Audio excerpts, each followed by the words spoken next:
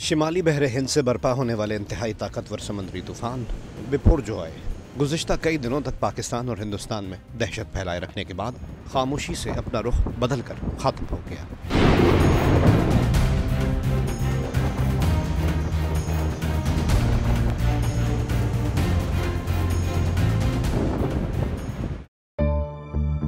کہتے ہیں کہ لگ بھگ گزشتہ ایک صدی میں کراچی کی جانب بڑھنے والے زیادہ تر سمندری طوفان شہر کو نقصان پہنچانے سے قبل ہی یا تو اپنا رخ بدل گئے یا اپنی شدت کھو بیٹھے۔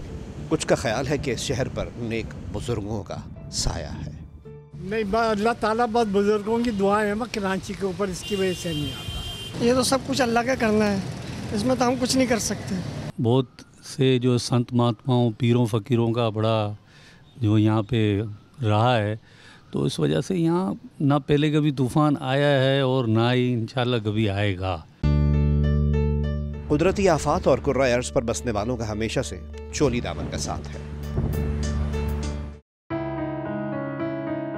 لیکن کرۂ ارض پر مشین کے ظہور کے ساتھ ہی یہ قدرتی آفات 100% قدرتی نہ رہیں۔ تحقیق کے مطابق انسانی سرگرمیاں گرین ہاؤس گیسوں کے زیادہ مقدار میں اخراج، سمندروں کو گرم کرنے اور اس کے نتیجے میں سمندر کی سطح میں مسلسل بلندی کا بڑا سبب بن چکی ہے۔ یہ صورتحال بحر قطب شمالی یعنی آرکٹک میں لاکھوں برس پرانی برف کے پگھلنے اور سمندروں میں گرم لہروں کی تعداد میں مستقل اضافے کا باعث ہے۔ نشیبی علاقے جزائر ہیں دنیا میں، جیسے مالدیو کی مثال لی جاتی ہے، پیسفک اوشن میں بہت سارے جزائر ہیں اور دوسری جگہوں پر ہیں آل اراؤنڈ دا ورلڈ، تو ان کے خدا نخواستہ معدوم ہونے کا خدشہ پیدا ہو گیا۔ ماہرین کہتے ہیں کہ سمندروں کا وجود کرۂ ارض کے ماحولیاتی توازن کے لیے ضروری ہے۔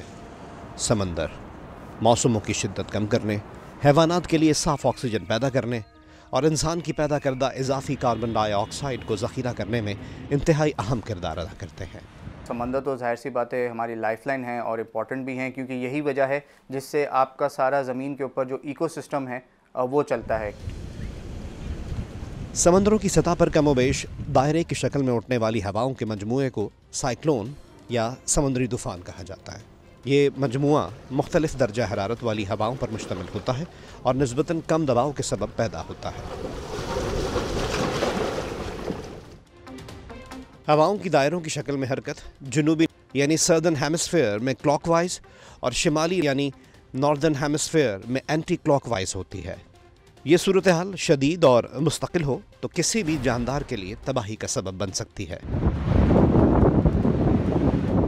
ہمارے یہاں عربین سی میں نومبر کے مہینے تک اس طریقے کے سائیکلونز بننے کا جو سلسلہ ہے وہ رہتا ہے۔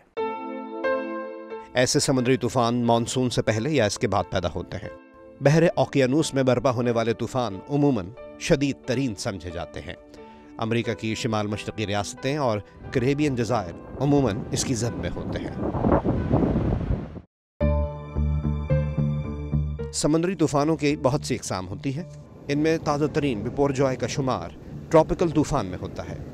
گزشتہ ایک صدی میں برپا ہونے والے ٹراپیکل طوفانوں میں 1932 میں کیوبا، 1944 میں گریٹ اٹلانٹک، 1955 میں جینیٹ، 1985 کے گلوریا، 2003 کے ایزابیل، 2005 کے کیٹرینا اور 2019 کے ڈورین نامی طوفان قابل ذکر ہیں۔ افریقہ سے اٹلانٹک اوشن کی طرف جو ایکویٹوریل ٹرف ہوتی ہے، اگست میں ان کا سیزن عموماً شروع ہوتا ہے، تو وہ جس سال مطلب وہاں اس ٹرف کی وجہ سے ایک طرح سے وہ پھر بعد میں لو پریشر ایریا، پھر ڈپریشن، پھر سائیکلون، اس طرح سے اور ہریکین کی شکل اختیار کرتی ہے۔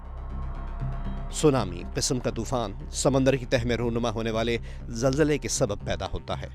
سال 2004 میں انڈونیشیا کے قریب بحر ہند میں ریکٹر اسکیل پر 9.1 شدت کے زلزلے کے سبب پیدا ہونے والا طوفان تاریخ کا بدترین سونامی قرار دیا جاتا ہے۔ اس طوفان کے سبب انڈونیشیا سمیت بحر ہند کے ان گنت جزائر اور ساحلی علاقے بری طرح متاثر ہوئے۔ سری لنکا میں بھی اچھی خاصی ہزاروں میں ڈیتھس ہو گئی تھیں، اور جو ایسٹرن انڈیا کا کوسٹ ہے سری لنکا کے ساتھ، وہاں تک بھی اس کی ویوز پہنچی تھیں اور وہاں بھی ڈیتھس ہوئی تھیں۔ کہا جاتا ہے کہ انسان نے گزشتہ 2 صدیوں میں سمندر کی تیزابیت میں لگ بھگ 20% اضافہ کیا ہے۔ ماہرین کا خیال ہے کہ حالیہ طوفان بپورجوائے انہی ماحولیاتی تبدیلیوں کا نتیجہ ہے۔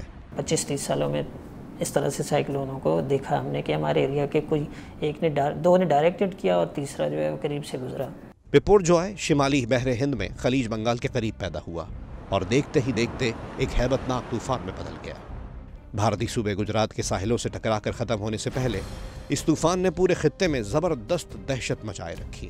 سمندری طوفان گجرات کے ساحلی اضلاع سے ٹکرا گیا۔ اگر یہ آ جاتا اللہ نہ کرے تو کتنا نقصان ہوتا آپ کو پتہ ہے؟ بس ہم دعائیں کر رہے تھے کہ اللہ ہم سب پاکستانیوں کو بچائے۔